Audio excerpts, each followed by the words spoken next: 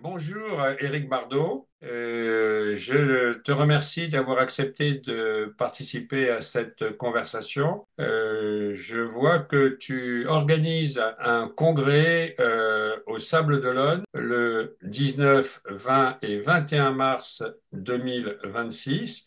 Un congrès qui aura lieu donc au Palais des Congrès, les Atlantes, qui est juste en face de la mer, et dont le titre est de la transe traumatique à la transe thérapeutique, la puissance du lien. J'aimerais un petit peu que tu puisses développer qu'est-ce qui t'a amené à choisir ce titre, quelle était ton intention quand tu as proposé ce thème et en quoi c'est vraiment quelque chose d'important par rapport aux soins et la pratique des vécus traumatiques.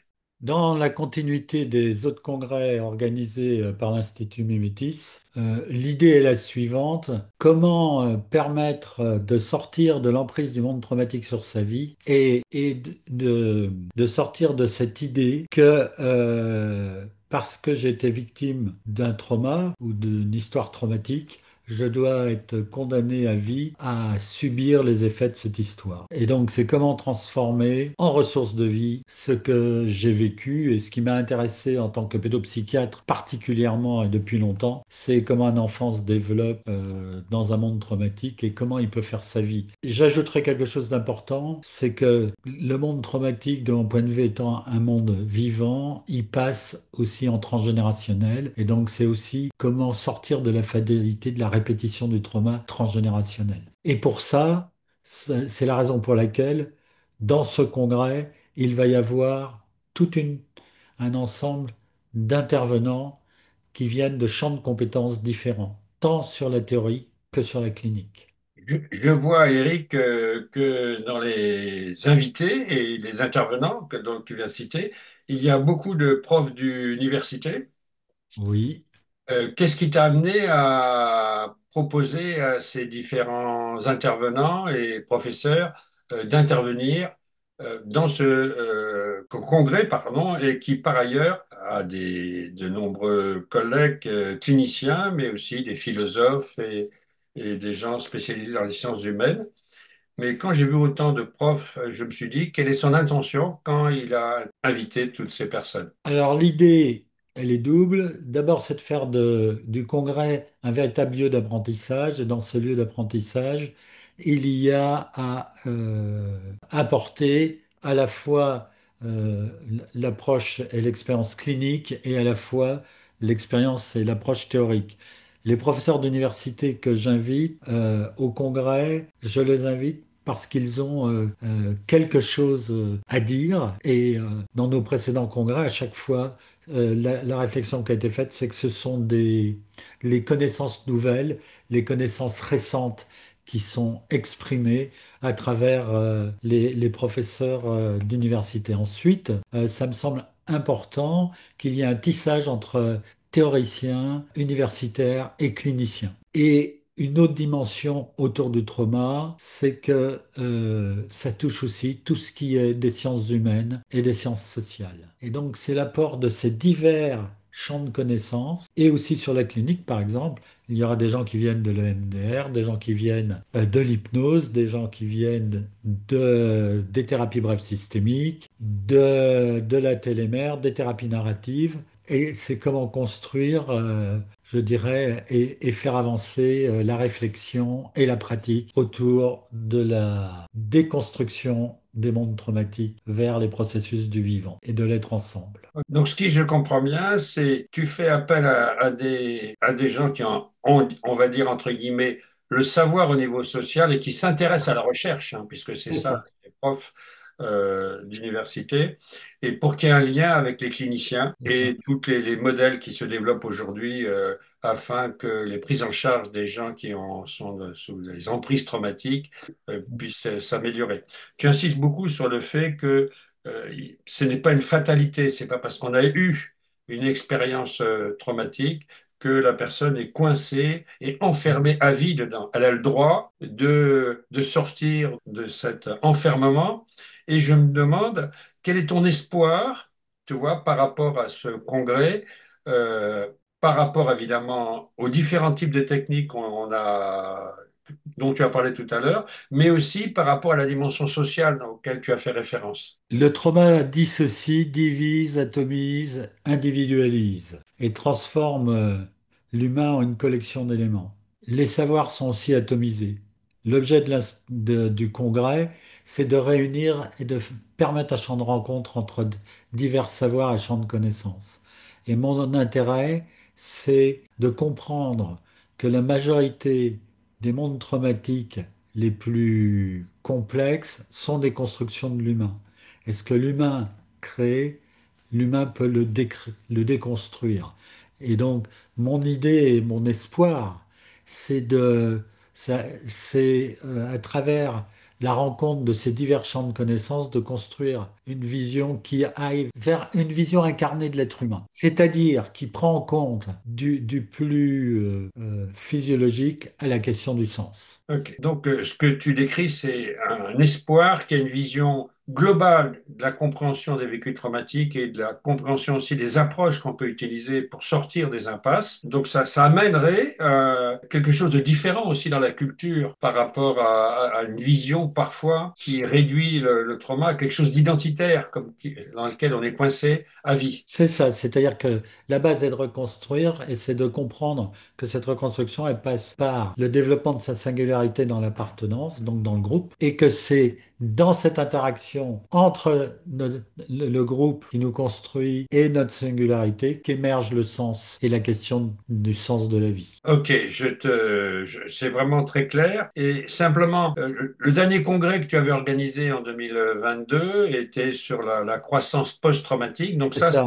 la continuité des jalons que tu as posés au congrès précédent. Et avec quelque chose d'important, c'est de montrer que c'est les formes du lien qui vont aller dans le sens de l'enrichissement ou au contraire dans le sens de la dissociation. Et c'est de remettre en place les expériences de trans de réassociation comme fondatrices de la réappropriation de son espace intérieur, qui est une des bases de sortir de l'emprise du monde traumatique.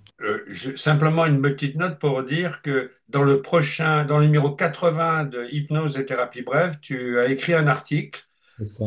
vraiment passionnant qui est en lien avec ce thème-là, d'une femme qui présentait une endométriose suite à des abus dans l'enfance, en lien dans son histoire, et tu décris de manière extrêmement précise comment elle a pu, on pourrait dire, ressortir de ce blocage qui était massif et dans lequel sa vie était totalement enfermée. Je te remercie. Je rappelle que c'est vraiment un congrès pour moi qui est majeur et très très intéressant. Je note que tu as invité, je le disais tout à l'heure, énormément de profs, donc au niveau de la recherche, que ce soit je vois Cyril Tarquino, il y a Antoine Bioy, il y a De Setti qui est quand même une pointure mondiale sur la question des neurosciences sociales, en particulier la question de l'empathie.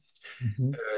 Il y a Pierre Bustani, il y a Gérard Osterman évidemment, William Oui, ça mélange. et il y a aussi le professeur Cotier qui est écrit dans la revue, le numéro précédent.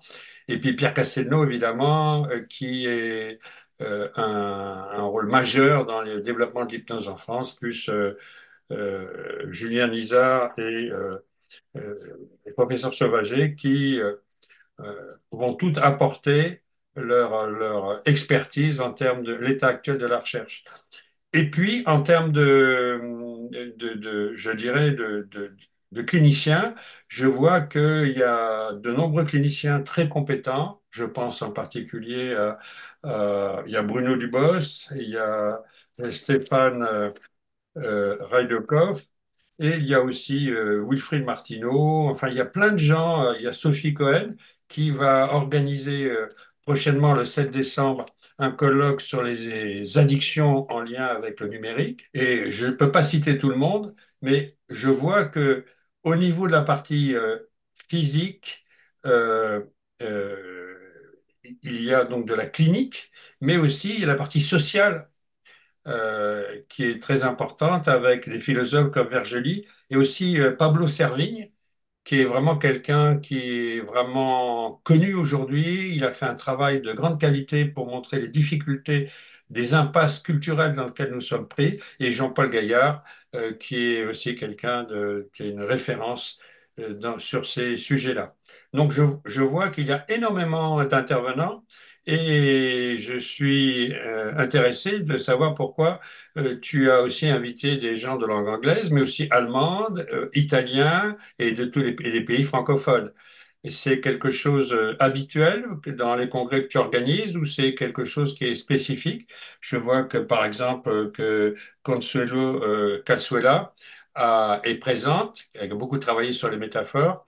Qu'est-ce qui t'a amené à souhaiter qu'elle soit présente? C'est d'ouvrir, c'est aussi comme d'ouvrir l'espace à divers courants de pensée, l'espace à divers savoirs, c'est ouvrir l'espace aussi à diverses visions culturelles. Et pour moi, c'est important que l'échange dépasse le cadre francophone. Ok. Et je vois que un certain nombre de spécialistes au niveau clinique et des modèles de travail avec le trauma sont présents, que ce soit le MDR, la TLMR, et que ce soit aussi les thérapies brèves, systémiques, l'hypnose, mais aussi la thérapie familiale, la thérapie narrative. Et je me dis, mais quel est le but un petit peu quand tu as invité des gens de ces différents courants, de ces différentes pratiques, qu'est-ce que tu souhaites à partir de là? L'idée, l'idée, c'est de faire de ce congrès un espace de dialogue, car comme nous le savons tous les deux, le sens émerge du dialogue. Et ce qui crée le monde traumatique, c'est justement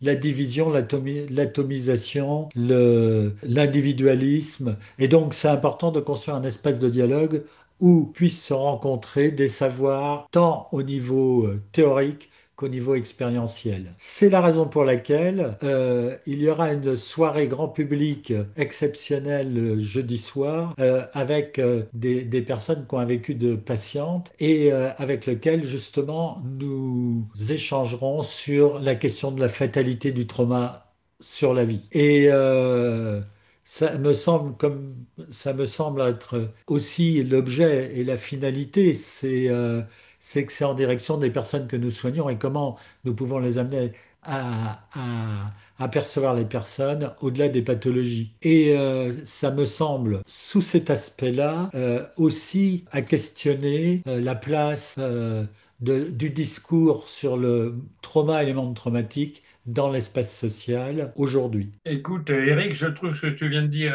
très clair et très important parce que je pense effectivement que cette dimension sociale est majeure lorsqu'on travaille sur le trauma. On voit bien, il y a un imaginaire traumatique qui envahit toute la société Ça. et qui retrécit la capacité d'innovation des personnes et de se reconnecter à leurs ressources. C'est vraiment, je trouve, un thème fondamental.